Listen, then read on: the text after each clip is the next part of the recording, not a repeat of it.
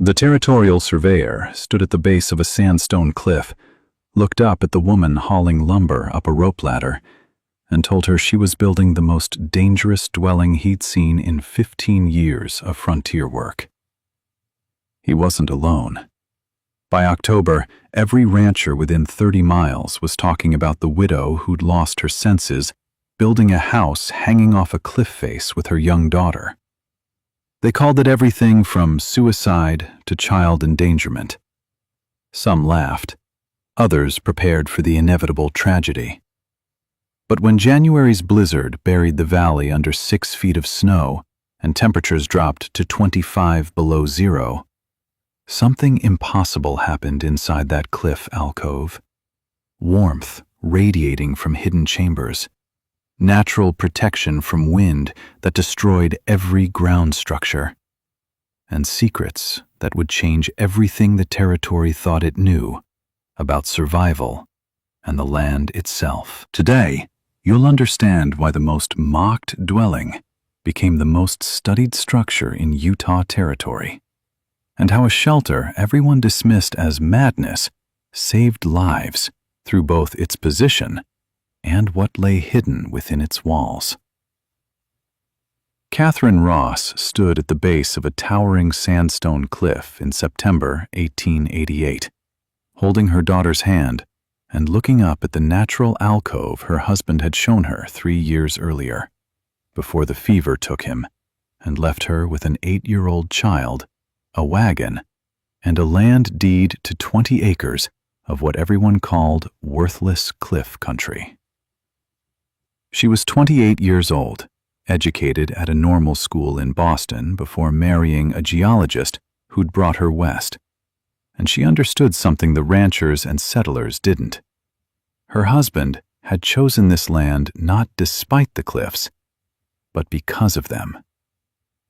Thomas Ross had died in the spring of 1885, burning with fever in a boarding house room, while Catherine held his hand and Emma cried in the corner. His last coherent words were about the cliff, about passages he'd found, about warmth in the stone that defied the season.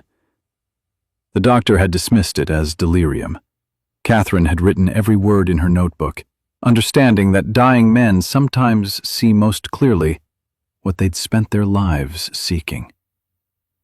For 3 years after, she'd worked as a teacher in Salt Lake City, saving every dollar, studying Thomas's geological surveys at night, teaching Emma to read from her father's notebooks filled with technical drawings and measurements. The land deed sat in a trunk, paid for but unused, waiting until Catherine understood enough to continue what Thomas had started.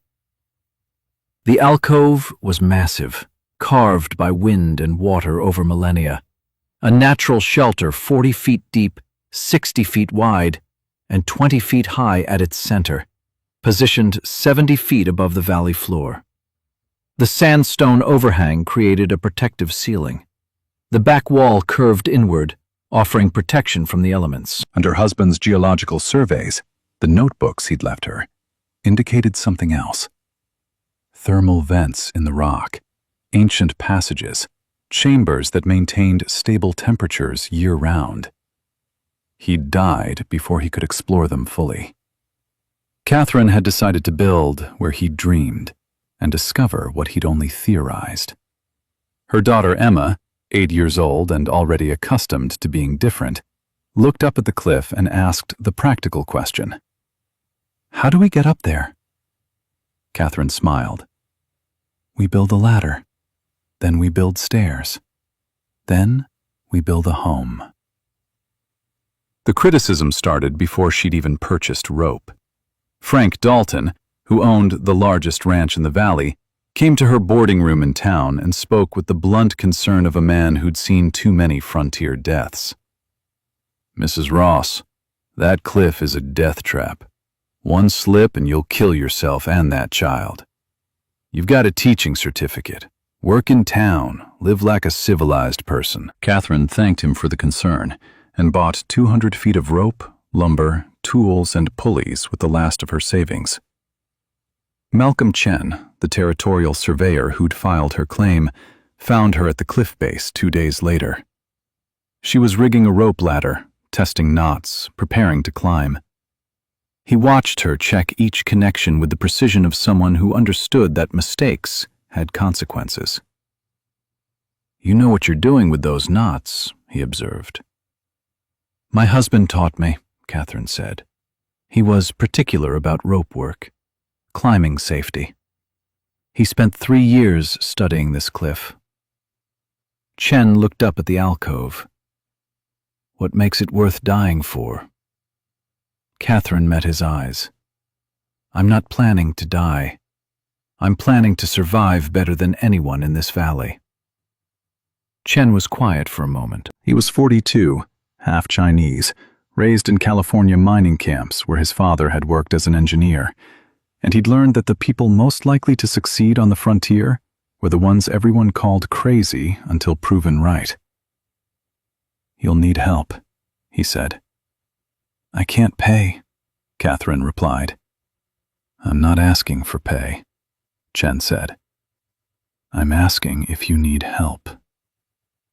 Over the next 8 weeks, Malcolm Chen became a regular presence at the cliff.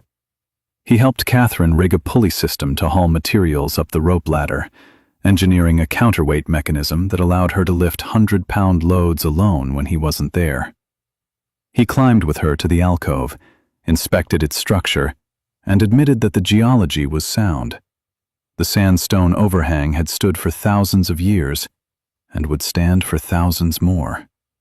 The rock face showed no signs of instability, no cracks suggesting imminent collapse, no water erosion that would weaken the alcove's ceiling. He helped build the first permanent wooden stairs, zigzagging up the cliff face in 3 sections with landings, anchored to the rock with iron bolts drilled deep into solid stone.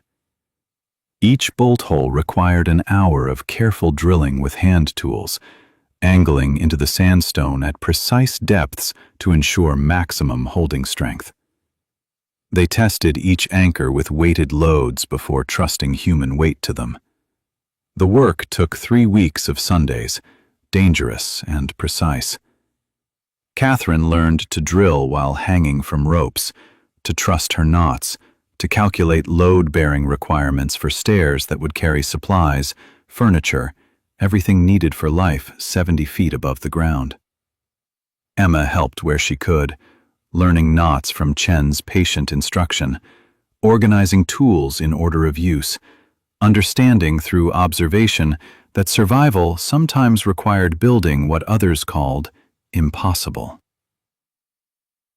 She was too young for most of the dangerous work, but old enough to understand that her mother was building their future, one carefully drilled bolt at a time.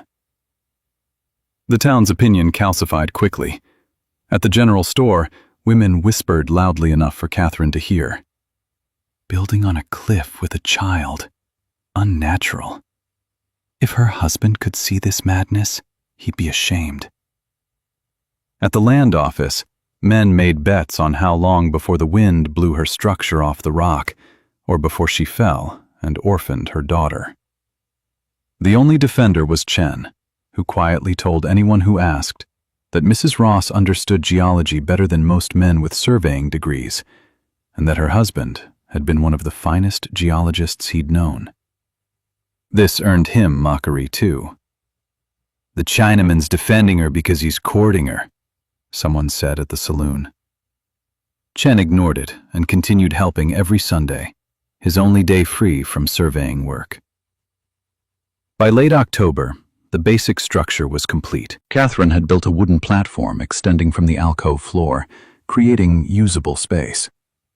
She'd constructed adobe walls using clay from the valley floor mixed with sand and straw, filling in the alcove's open front except for a door and 3 windows. She'd installed a roof using salvaged timber and tar paper, though the natural rock overhang did most of the weatherproofing. The dwelling had 2 rooms in front, a living area and a sleeping space. But the real secret was in the back.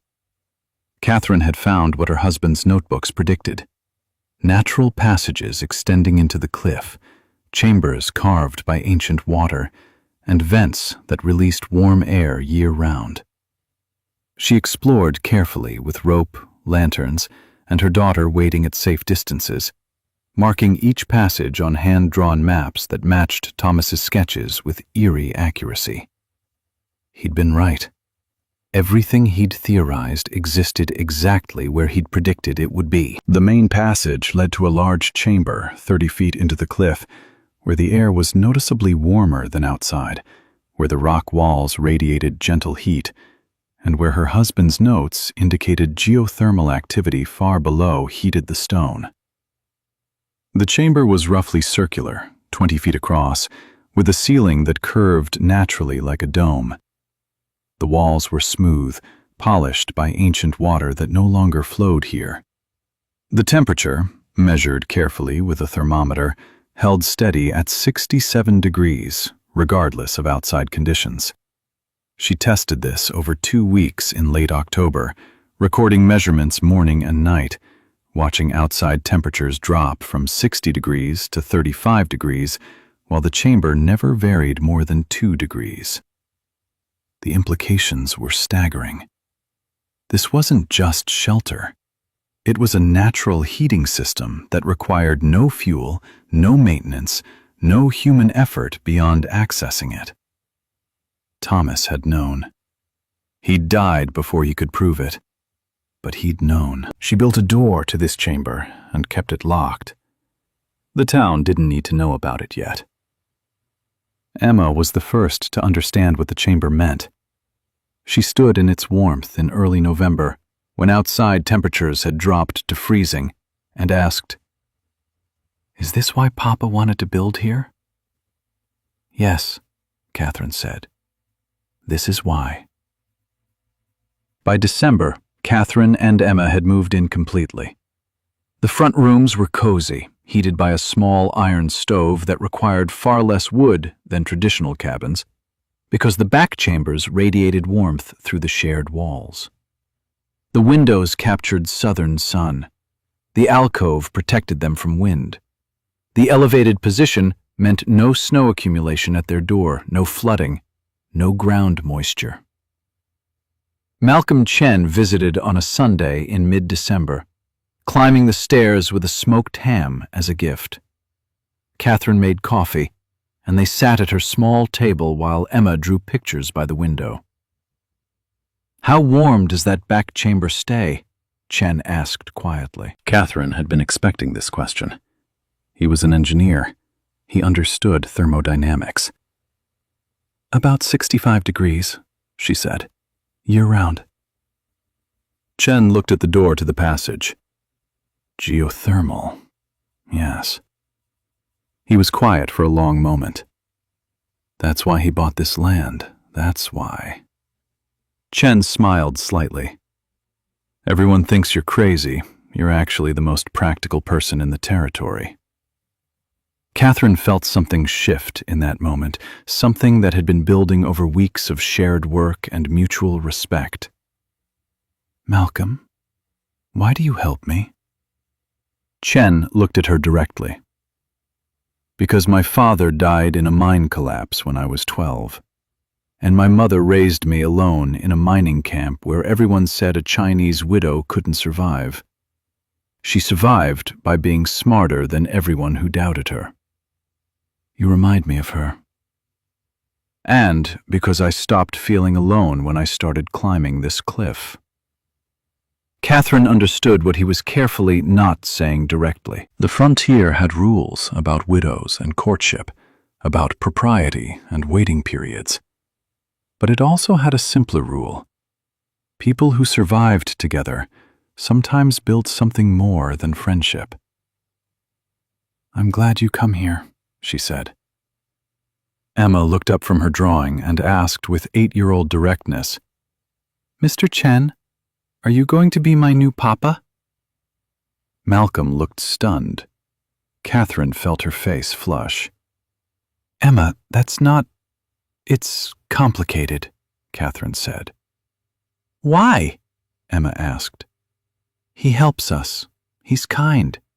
You smile more when he's here. Papa would like him."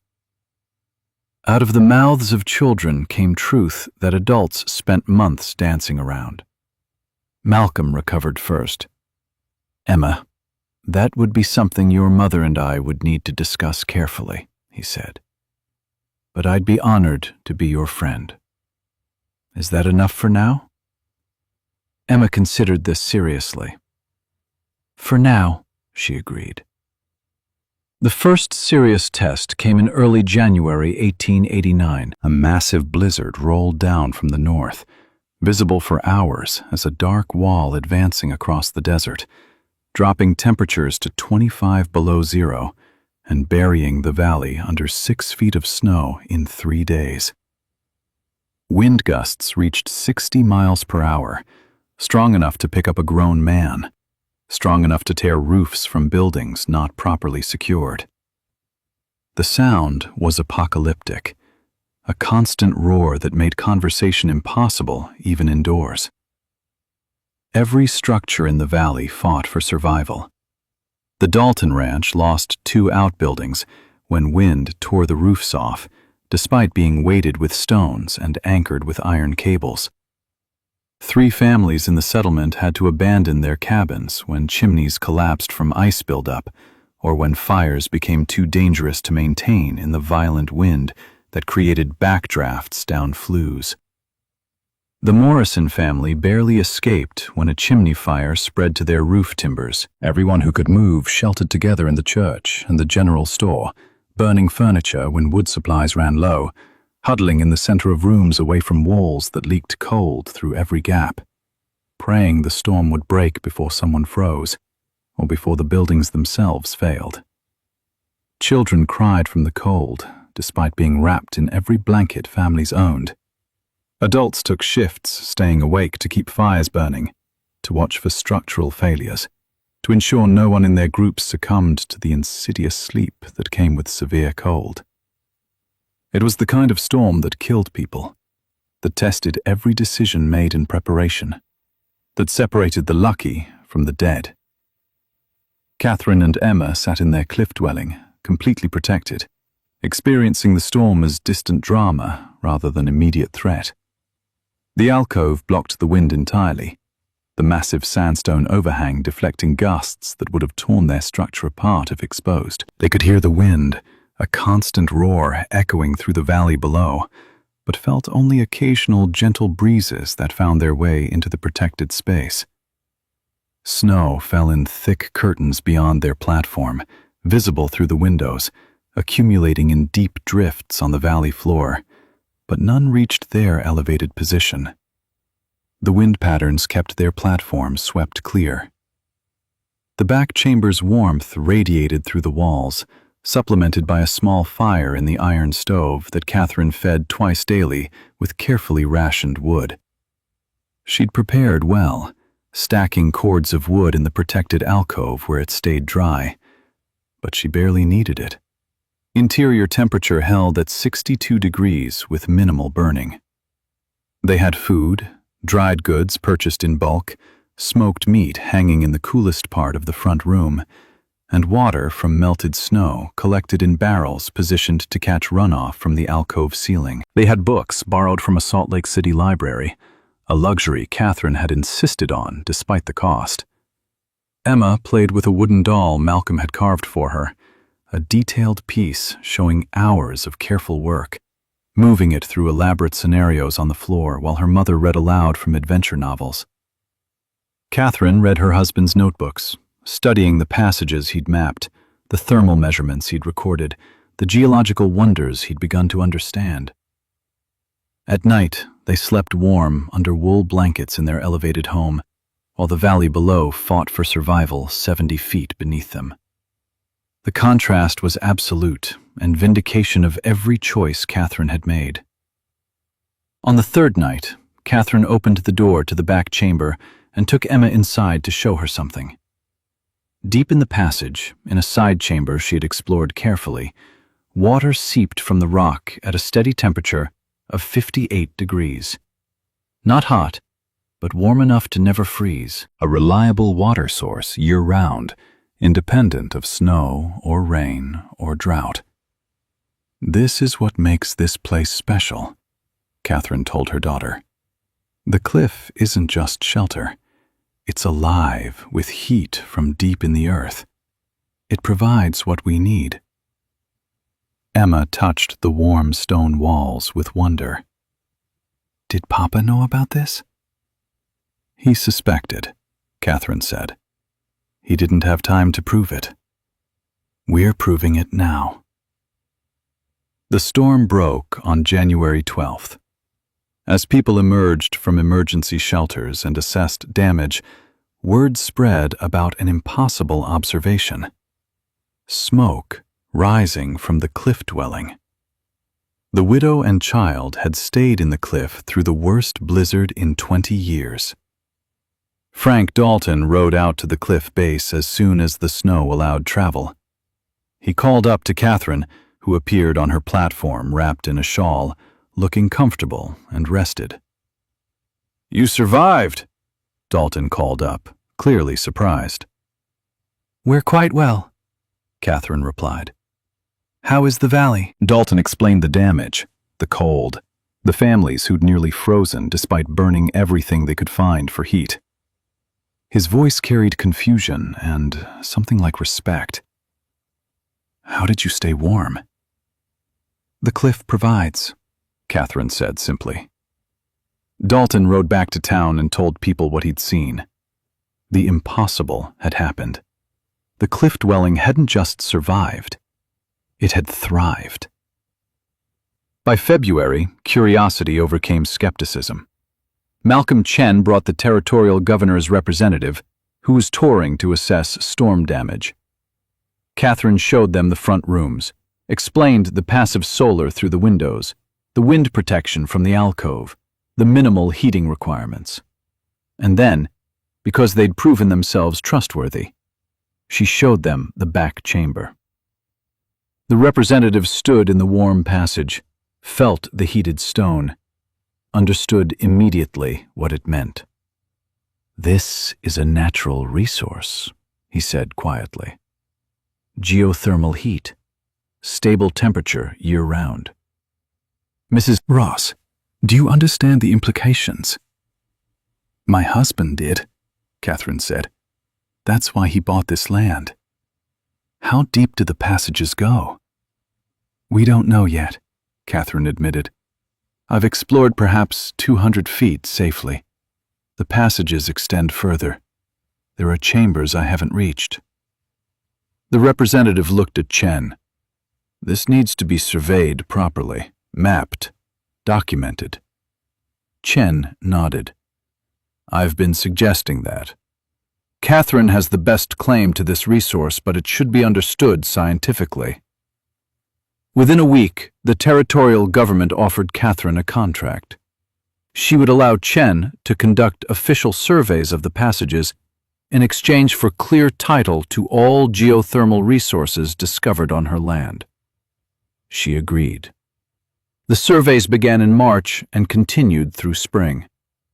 Chen and Catherine explored together, with Emma waiting in safe chambers when the passages got technical. They discovered a network of interconnected caves, some with warm air rising from vents, others with water seeping from walls, all maintaining temperatures between 55 and 70 degrees year-round. In one deep chamber, they found evidence of ancient Native American use, charcoal from fires centuries old, proof that others had known this place was special. The relationship between Chen and Catherine evolved through these explorations, built on shared discovery and mutual respect. He taught her surveying techniques.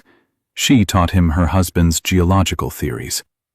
They worked as partners, and somewhere in the darkness of ancient passages, Catherine realized she'd fallen in love with this patient, brilliant man who'd helped her build something impossible and never asked for credit. On a warm April evening, sitting on the platform watching sunset paint the valley in shades of orange and red that matched the sandstone cliffs, watching shadows lengthen and the first stars emerge in a sky so clear it seemed infinite, Malcolm asked her carefully, with the hesitation of a man who understood the risk he was taking. When enough time has passed that people won't judge harshly, would you consider marrying again? Catherine smiled, understanding what he was asking, but wanting clarity between them. No assumptions, no implications left unspoken. By whose judgment? The people who said this cliff would kill us?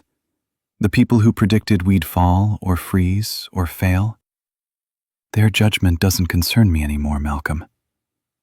His meaning had been clear, but she wanted him to say it directly, to speak plainly what they'd both been carefully not acknowledging for months. Malcolm took her hand, his engineer's hands calloused from rope work and drilling, warm and steady. Catherine, I'm not asking hypothetically. I'm asking if you'd marry me. Not today, not tomorrow, but when you're ready. When enough time has passed that Emma won't feel we're replacing her father, because we're not. I want to be her father too, if she'll have me.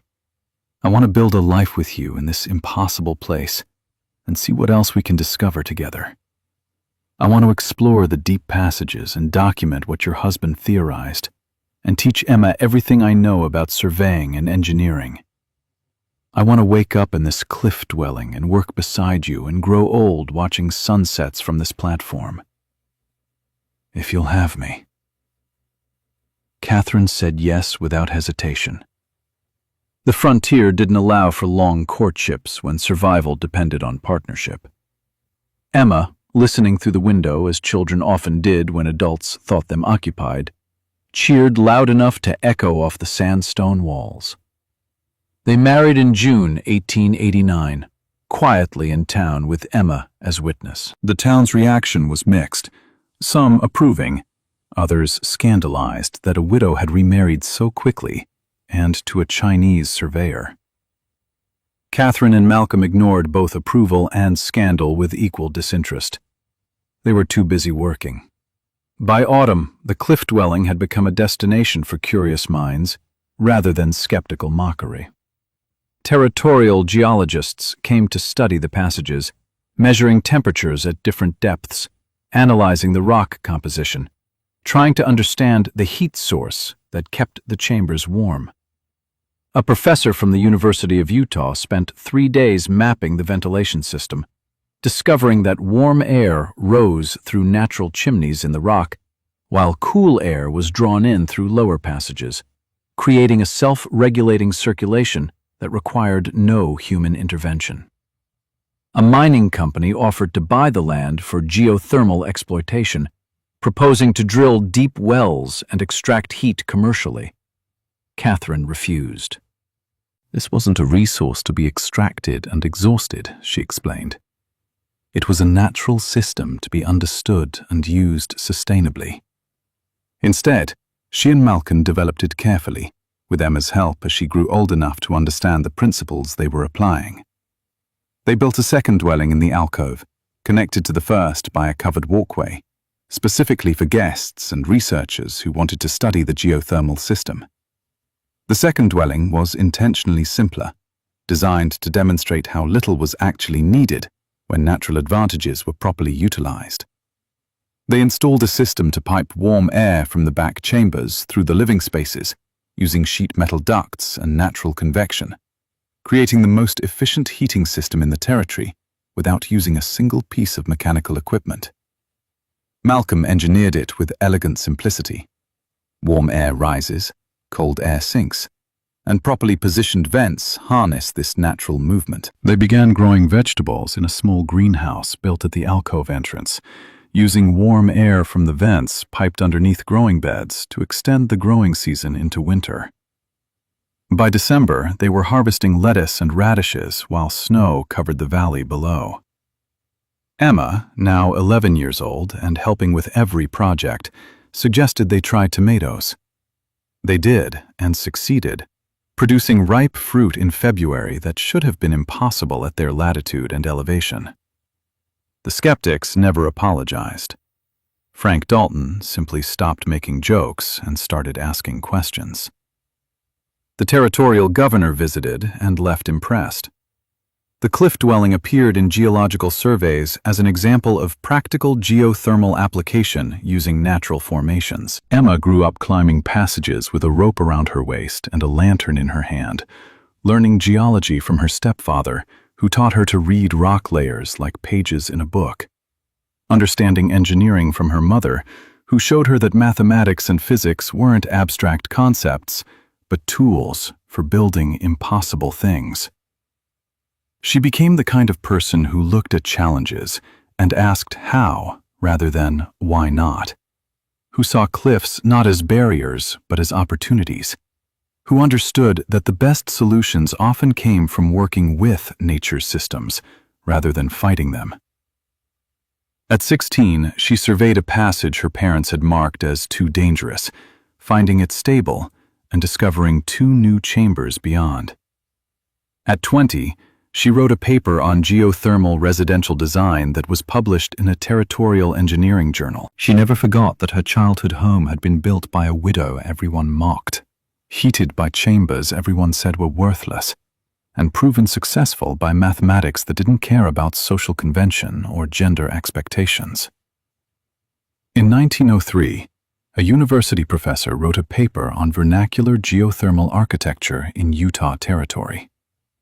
He documented the Ross Chen cliff dwelling and 15 other structures built on similar principles over the following years, all influenced by Catherine's original design. His conclusion was direct. Ross demonstrated that survival in harsh climates requires understanding and utilizing natural resources rather than fighting them. The cliff's position provided wind protection, solar gain, and access to geothermal heat.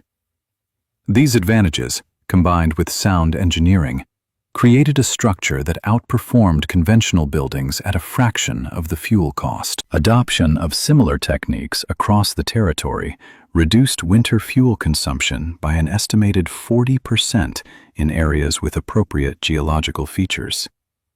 In other words, people believed the numbers when they couldn't deny them anymore. Catherine Ross Chen passed away in 1941 at the age of 81. Her obituary in the territorial newspaper mentioned her teaching background, her family, and her work in geothermal development. But locals remembered something different. They remembered the year a widow everyone mocked built a home on a cliff that saved her life and changed how people thought about survival in harsh lands. They remembered that she'd trusted science over convention, exploration over fear, and proven that the most mocked idea can become the wisest choice when you understand what lies beneath the surface. She wasn't being reckless. She was being practical. And sometimes, practical means building when no one else dares, discovering what no one else seeks, and proving that the secrets worth finding are the ones everyone else is too afraid to look for. The cliff dwelling stood for another 60 years, eventually incorporated into a national monument celebrating both Native American cliff dwellings and later pioneer innovations. Tour guides tell visitors about the widow who built on the cliff in 1888, but few know the full story. The hidden chambers, the geothermal vents, the passages extending into darkness, and the quiet romance that grew between a widow who trusted geology and a surveyor who trusted her vision. Emma Ross Chen donated her parents' notebooks to the Smithsonian in 1952, along with detailed maps of the passages they'd explored together. The collection includes Catherine's journals, which end with an entry from 1940. We built on the cliff because my husband saw what others missed. The earth gives warmth to those who learn its secrets. We survived by trusting science and each other. We thrived by teaching others to look beneath the surface, to question assumptions, and to understand that the best shelter isn't always the one that looks safest. It's the one that works with the land rather than against it. The greatest discovery wasn't the warm chambers or the water. It was learning that impossible and impractical are different things, and the wisdom to know which is which.